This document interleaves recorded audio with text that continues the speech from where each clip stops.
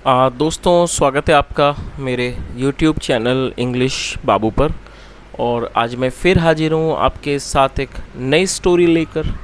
और दोस्तों, आज जो इस स्टोरी मैं आपके लिए लेकर आया हूँ बहुत ही मज़ेदार, बहुत ही फ़नी स्टोरी है, बहुत ही अच्छी कहानी है, सुनकर आपको बहुत मज़ा आएगा। उसके अलावा इस स्टोरी में आपको कुछ नए इंग्लिश के वर्ड मीनिंग सीखने को मिलेंगे, उनकी करेक्ट प्रोनाउंसिएशन के बारे में पता चलेगा और हमेशा की तरह जो इसका ग्रामर का पार्ट है उसे बिल्कुल डिटेल में कवर करेंगे, तो एक एक स्ट्रक्चर को आप बहुत आसानी से सीख पाएंगे। तो चलिए दोस्तों, आज की इस कहानी को हम शुरू करते हैं। और सबसे पहले कहानी का टाइटल देखते हैं। कहानी का टाइटल है Birbal and his magic tricks.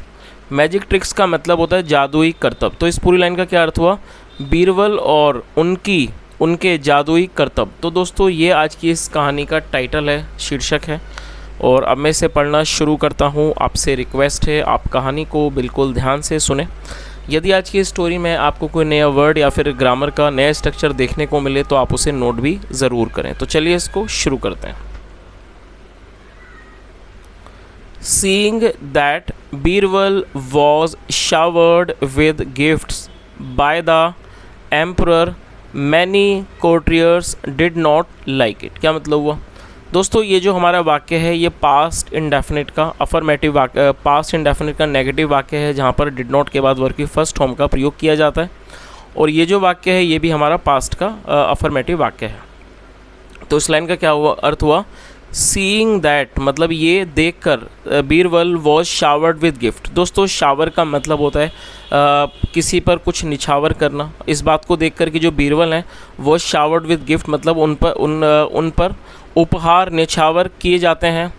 By the emperor सम्राट के द्वारा। Many courtiers did not like it, जो कई कोर्टियर्स थे, दरबारी थे, डिड नॉट लाइक इट, उन्हें ये अच्छा नहीं लगा। They again hatched plots to remove Birbal from his place। क्या मतलब हुआ? और दोस्तों, ये जो हमारा वाक्य है ये भी पास्ट इंडेफिनिट का अफर्मेटिव वाक्य है, जहाँ वर्ब की सेकंड फॉर्म का प्रयोग किया जाता है। हैच प्लॉट का मतलब होता है कोई षड्यंत्र, साजिश का रचना। और दे का मतलब होता है वे या फिर वे लोग। जब सब्जेक्ट में एक से ज़्यादा व्यक्ति शामिल होते हैं तो दे का प्रयोग सब्जेक्ट के रूप में किया जाता है। तो क्या अर्थ हुआ?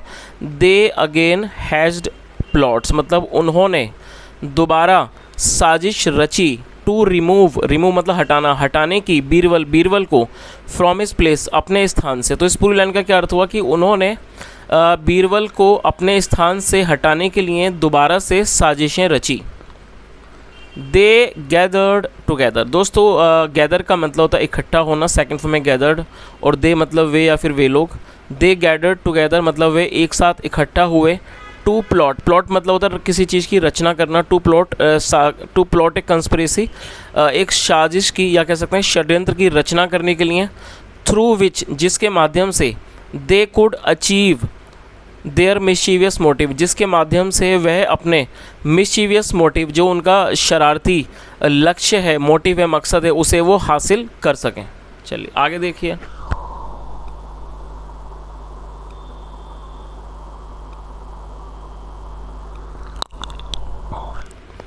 One day a courtier went to meet Akbar.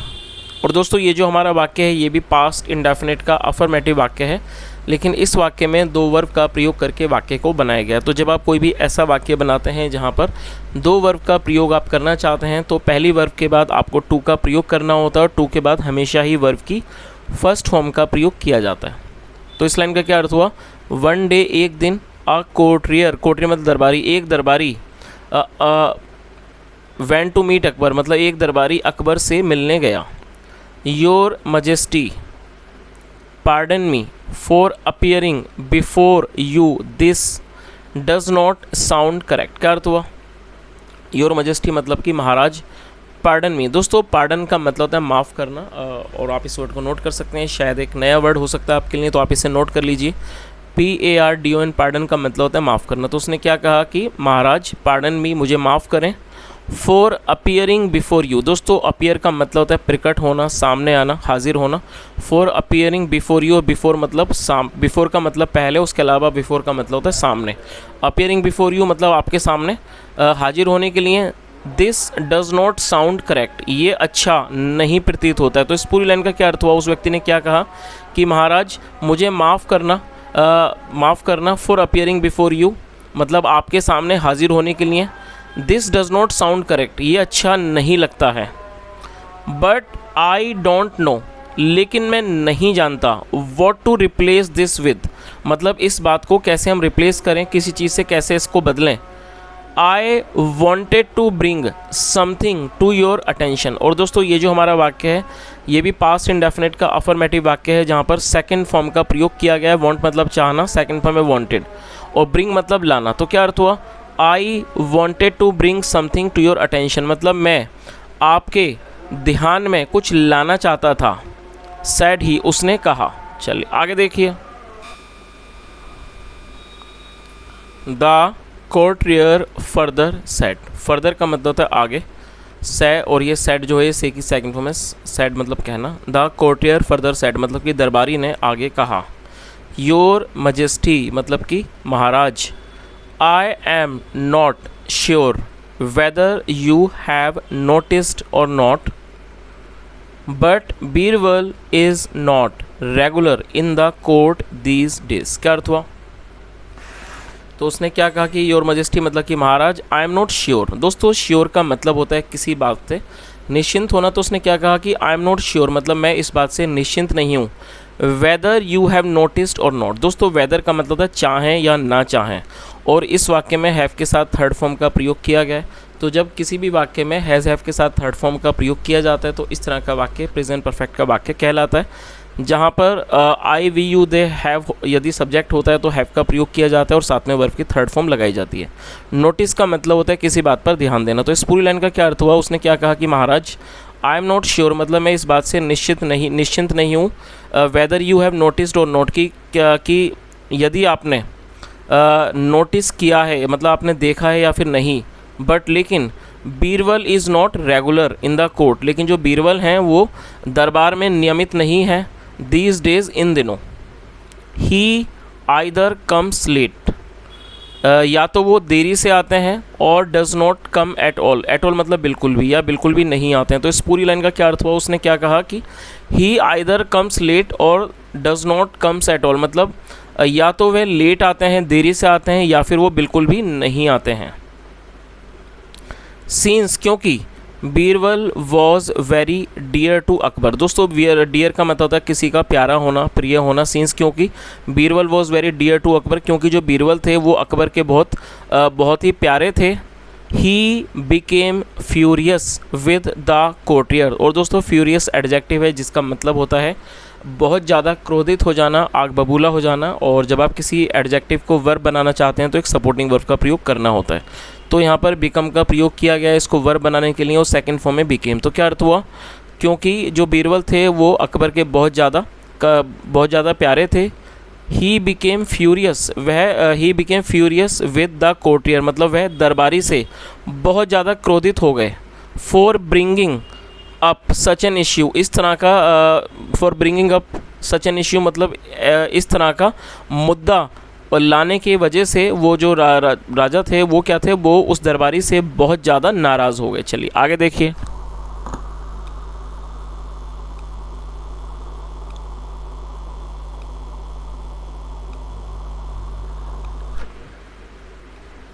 But he wanted to listen first, लेकिन वह पहले सुनना चाहते थे। टू द कोर्टियर मतलब लेकिन वो पहले दरबारी की बात को सुनना चाहते थे। बिकॉज क्योंकि Birbal had actually become uh little irregular, क्योंकि एक्चुअली मतलब कि असल में जो बीरबल थे वो had become a little irregular, वो थोड़ा सा अनियमित हो गए थे। इरेगुलर का मतलब होता है अनियमित हो जाना, जब आप किसी क्रिया को नियमित रूप से ना करें। तो इस पूरी लाइन का क्या अर्थ हुआ कि लेकिन वो दरबारी की बात को सुनना चाहते थे, क्योंकि असल में जो बीरबल थे वो थोड़ा सा अनियमित हो गए थे इन द कोर्ट दरबार में। द कोर्टियर एडेड, जो कोर्टियर था उसने इस बात को जोड़ा। माई लॉर्ड मतलब कि मेरे महाराज। I have heard. दोस्तों HEAR हियर का मतलब सुनना होता है और थर्ड फॉर्म है हर्ड, तो आप इस वर्ड को नोट कर लीजिए। और यहाँ पर हैव के साथ थर्ड फॉर्म का प्रयोग किया गया है, तो ये हमारा प्रेजेंट परफेक्ट का वाक्य है। तो उसने क्या कहा, माय लॉर्ड, मेरे महाराज, आई हैव हर्ड, मैंने सुना है, दैट की Birbal is busy learning magic tricks these days and making predictions about the future too. क्या अर्थ हुआ, तो उसने क्या कहा कि मेरे महाराज, आई हैव हर्ड, मैंने सुना है कि Birbal is busy learning magic tricks this days, कि इन दिनों जो बीरबल हैं वो जादुई मतलब कि जादुई जो मैजिक ट्रिक्स हैं, मतलब जो जादुई करतब हैं, उनको सीखने में वो व्यस्त हैं इन दिनों। एंड मेकिंग प्रेडिक्शंस, और दोस्तों प्रेडिक्शंस का मतलब था भविष्यवाणियाँ, और भविष्यवाणियाँ करने में अबाउट द फ्यूचर टू, भविष्य के बारे में भी भविष्यवाणियाँ करने में वो व्यस्त हैं। चलिए आगे देखिए। एज, जैसे कि द कोर्टियर फिनिश टॉकिंग, जैसे ये जो दरबारी था उसने मतलब कि अपनी बात करना बंद किया। अकबर डिसमिस्ड हिम, जो अकबर थे उन्होंने उसको वहाँ से रवाना कर दिया। And waited for the next day, और उन्होंने अगले दिन का इंतज़ार किया। एज, जैसे कि द सन रोज़, और दोस्तों राइज का मतलब होता है उभरना, उठना, और सेकंड फॉर्म में रोज़। एज द सन रोज़, जैसे कि जो सूरज था,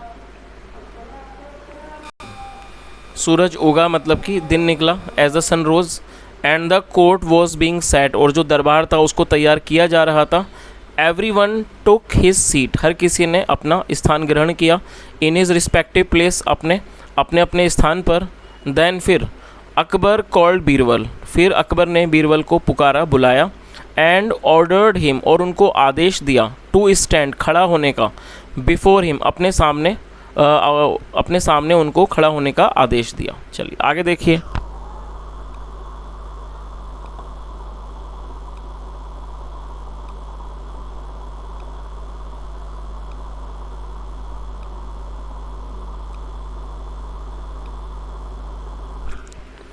आई have learned of late that you have been learning magic. क्या मतलब हुआ, दोस्तों ये भी हमारा प्रेजेंट परफेक्ट का वाक्य है। और LEARN, लर्न का मतलब होता है पता चलना, सीखना, याद करना, तो यहाँ पर इसका मतलब है पता चलना, और ये थर्ड फॉर्म है लर्नड। तो क्या अर्थ हुआ, I have learned of late, मतलब मुझे काफ़ी समय के बाद पता चला है, दैट की you have been learning magic, कि आप जादुई मतलब आप जादू सीख रहे हो। दैट इज़ वाई, इस कारण, you have become irregular in the court, और जिसके कारण आप दरबार में अनियमित हो गए हो। इन द कोर्ट सेशन, मतलब जो दरबार की जो बैठकें होती हैं उसके अंदर आप अनियमित हो गए हो। Why don't you perform a magic trick for me, मतलब आप मेरे लिए एक जादू का करतब परफॉर्म क्यों नहीं करते।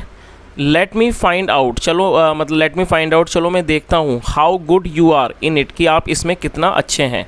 सैड अकबर, अकबर ने कहा, विद एंगर, गुस्से से, इन हिज वॉइस। तो क्या अर्थ हुआ कि sad Akbar with anger in his voice, मतलब अकबर ने अपनी आवाज़ में गुस्से के साथ इस बात को कहा। चलिए आगे देखिए। एट फर्स्ट, मतलब कि पहले तो, बीरबल कुड नॉट अंडरस्टैंड, और दोस्तों कुड का प्रयोग वाक्यों में जब किया जाता है जब हम पास्ट में ऐसा वाक्य बनाते हैं जहां वाक्य के टेल पर सका, सकी, पाया, पाई जैसे शब्द आते हैं। तो क्या अर्थ हुआ, एट फर्स्ट मतलब कि पहले तो, बीरबल कुड नॉट अंडरस्टैंड, मतलब बीरबल नहीं समझ पाए, what the emperor was talking about, मतलब पहले तो जो बीरबल थे वो इस बात को नहीं समझ सके कि सम्राट किस बारे में बात कर रहे हैं। अकबर कंटिन्यूड सेइंग, जो अकबर थे उन्होंने बोलना जारी रखा। Find out my missing ring by magic, find out का मतलब पता लगाना, तो उन्होंने क्या कहा कि find out my missing ring by magic, जादू से मेरी खोई हुई अंगूठी का पता लगाओ। The emperor had given a courtier the ring to hide it, तो इस लाइन का क्या अर्थ हुआ, जो एम्परर थे, सम्राट थे, हैड गिवन, और दोस्तों इस वाक्य में हैड के साथ थर्ड फॉर्म का प्रयोग किया गया है, तो ये हमारा पास्ट परफेक्ट का वाक्य है। जब किसी भी वाक्य में हैड के साथ थर्ड फॉर्म का प्रयोग किया जाता है तो इस तरह का जो वाक्य है वो पास्ट परफेक्ट का वाक्य कहलाता है।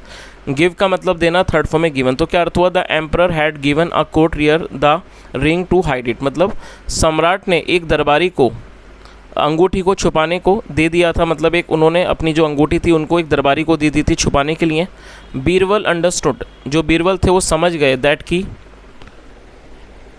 There must be some planning of the jealous courtiers, तो जो बीरबल थे वो इस बात को अच्छे से समझ गए थे कि there must be some planning of the jealous courtiers, मतलब कि अवश्य ही जो जेलस कोर्टियर्स हैं, मतलब जो जलने वाले ईर्ष्यालु जो दरबारी हैं, उनकी कोई ना कोई ये साजिश होगी, उनकी ये कोई ना कोई योजना होगी। सो इसलिए ही डिसाइडेड, उन्होंने निर्णय किया, फैसला किया, टू प्ले अलोंग, मतलब उसी चीज़ को खेलने का उन्होंने फैसला किया। चलिए आगे देखिए।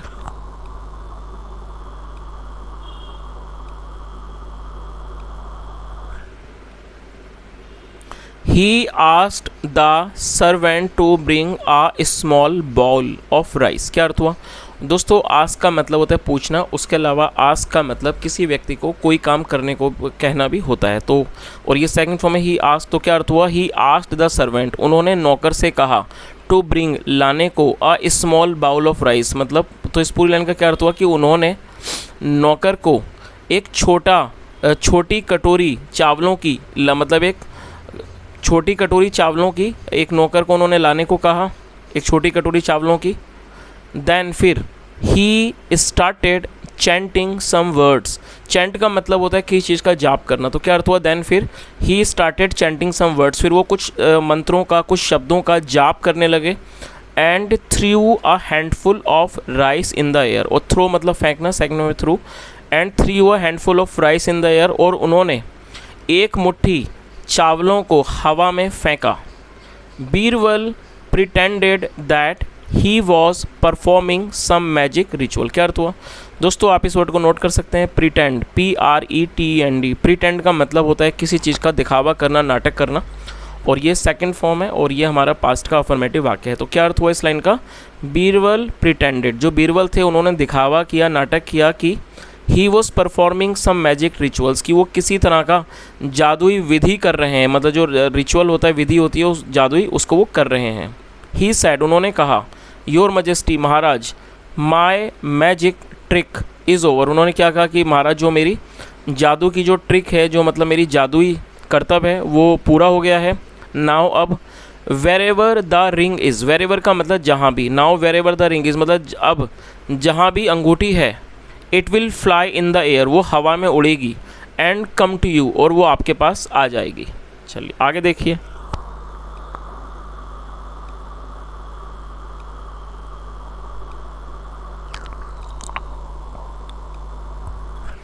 After listening to this, listening मतलब सुनना, और ये फोर्थ में listening, after listening to this, ये सुनने के बाद the courtier became very nervous. Courtier मतलब दरबारी, और दोस्तों नर्वस होता है घबराना, और यहाँ पर एडजेक्टिव को वर्ब बनाने के लिए बिकम का प्रयोग किया गया है, बिकम की सेकंड फॉर्म में बिकेम। तो क्या अर्थ हुआ? आफ्टर लिसनिंग टू दिस मतलब इस बात को सुनकर the courtier became very nervous, जो दरबारी था वो बहुत ज़्यादा घबरा गया। जैसे कि एज मतलब जैसे कि ही बिलीव्ड, उसे विश्वास हो गया, व्हाट बीरबल हैड सेड, कि बीरबल ने जो कहा था उस बात पर उसको विश्वास हो गया।